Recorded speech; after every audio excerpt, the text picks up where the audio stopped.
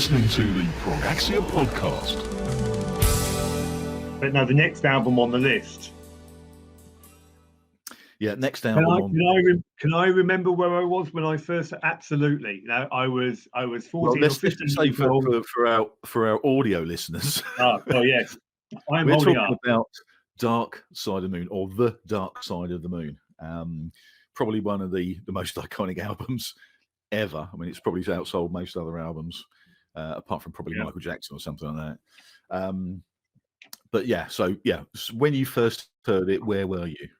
Yeah, so I was 13, 14, no, maybe 15 years old, holding up the poster that comes within it, and I was on a school exchange. You know, on those I don't know if they were at your school. We went over to France, and I was staying with some. And France was sophisticated. You know, they smoked different types. They smoked Camel cigarettes, huh? And I'm staying with this family, and the father had a wonderful sound system. It was probably Bang & Olufsen or something, and he had this album, and I was remember sitting there going, wow. And I mean, I don't know how much his family loved the music, but he had a young English guy just going, can you play that again, please? I mean, from the start all the way through. So moments in time that you never forget, that album. Same for you? I don't remember the first time I ever heard it. I remember sort of like a big moment in my life when I recognized it as an album. I didn't really know too much about Pink Floyd at the time, to be honest, but I remember being at a party and really getting into it. And again, this was probably something like 75, I would have thought, something like that. I didn't hear it at the time, although having said that, trying to think back on it, I probably did hear Money or something on the radio, or I probably heard something. But I didn't really equate it to Pink Floyd, the most iconic album, blah, blah, blah, all that sort of thing. But I remember going to the party and feeling a little bit out of it, as you do at parties in them days. And it got quite late, and all the rock stuff had sort of come on. We were taking it down a little bit. And I remember someone putting Dark Side of the Moon on, and I'd never really sort of listened to it all the way through. But it started at the beginning, and it went from, talking to people, chatting with people, drinking, and, having a good time, to me just sitting there on this sofa, just with my head back and just absorbing this for the very first time, really. And it blew me away. I mean, it was, even though I was in the middle of the party just sort of faded off into the distance, and I was just focusing my whole cerebral consciousness on this wonderful album. And just almost straight away, I went out and bought it, like most people, and I have been doing it for years. I mean, you listen to it, you go and buy it, and I remember picking up the cover and sort of just thinking to myself, this is just. Normally, you have bands on the cover, in them days, you'd have the band on there, and this was a completely different cover. When you open it up, it's completely different. The listening experience is completely different. So. It was one of those albums that had a moment in my life, and consequently, since then, I don't know how many times have you listened to it? I mean, genuinely. I mean, so we're talking in the hundreds, aren't we? So this isn't one, half a dozen, in the hundreds, and it's sold so much, and there are people that still listen to it now. I mean, isn't one of those that everyone bought it because they thought they should have it? I don't know, like name some other pop music artist of the day. People bought this not just because it was a thing to have, but also because you are going to play it, and you're going to play it again, and you're going to share it with people, and you're going to think a bit more about it.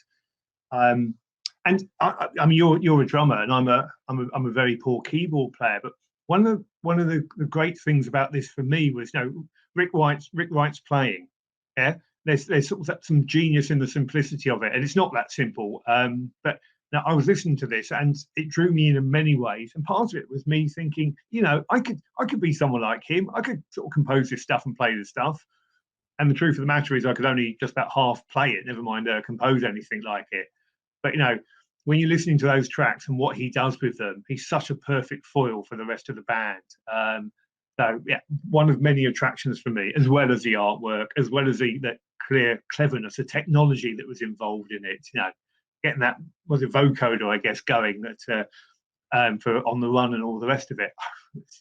It was like nothing else I was hearing at the time. Yeah, one of the things that really struck me, and consequently over the years, I've sort of learned more about the album. And I remember listening to a radio show, probably on Radio 1 or something like that at the time, and they had these clips from the roadies. It's permeated with little talking bits, and because it's really talking about things like death and greed, and that's why it's a sort of all-encompassing album in some ways, because it's talking about the psyche of human beings, what we think about stuff. And I remember hearing these little clips, and there was one from a guy called Roger the Hat.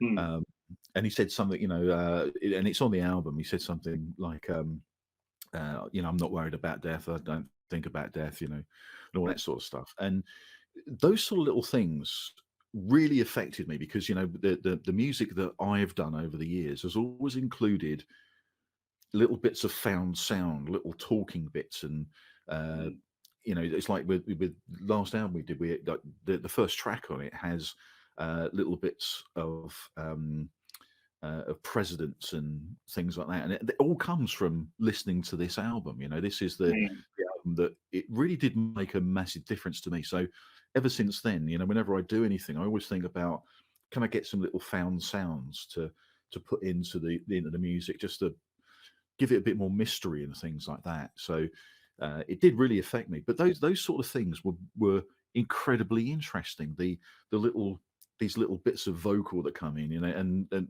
you hear about how they did it by interviewing the road crew and asking them questions about greed or death, or all those sort of things. I think this is right. It wasn't just sort of their road crew. It's also, there happened to be a band in the studio next door, and they invited those people to come in as well. And it was some bloke called McCartney, and so Macca was next door, and they had him and Linda in, and they're asking them similar sort of questions. But I think because now Paul and Linda were just a bit worried about how this might be used, their responses were really quite sort of guarded, and Right. but we had the roadies in there, the Mad Roger and all the rest of it, and they just went off on one and said whatever came to mind. I think that's right. It was McCartney. What was they've been recording in '73? I don't know, but anyway. Probably Band on the Run or something. Yeah, I'm just trying to think. So Band on the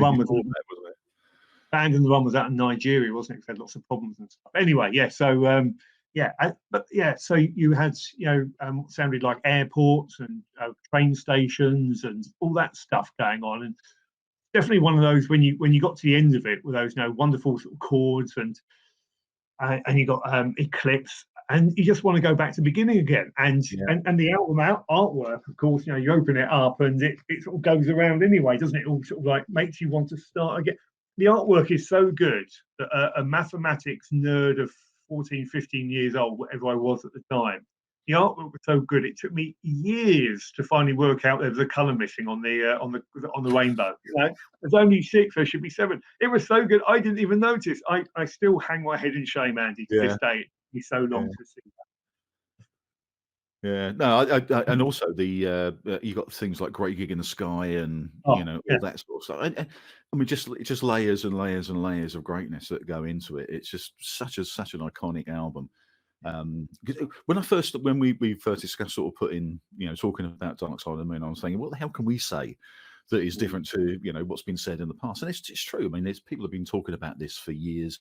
It's one of the probably the most iconic albums. One of the things that really strikes me as well is, when you go around people's houses, and the first thing I always used to do was look at their record collection, because you can sort of judge people a little bit by the sort of records they have. Yeah, the records in the books, that's what you look at. Yeah, records. What type of person are you? The window of your soul. I remember going around people's houses and sort of just like, the records are up here, so I'd flick through the thing and I'd be going, oh God, no. I sort of know what they like and things like that. Oh, Dark Side of the Moon. Oh, that's weird. because they have Demis Roussos next to Yeah. it. I mean, it'd just be just this amazing record collection that I'm not my cup of tea whatsoever, and Dark Side of the Moon. So Yeah. a lot of people who weren't that aren't prog fans would buy all their normal records, their Frank Sinatra's, and whatever they wanted to do, and then suddenly you see this Dark Side of the Moon sticking out, and it's like, how could they like that and all this other stuff? But it did transfer. Yeah, but I think it's one of the things that's interesting with prog fans and Floyd fans.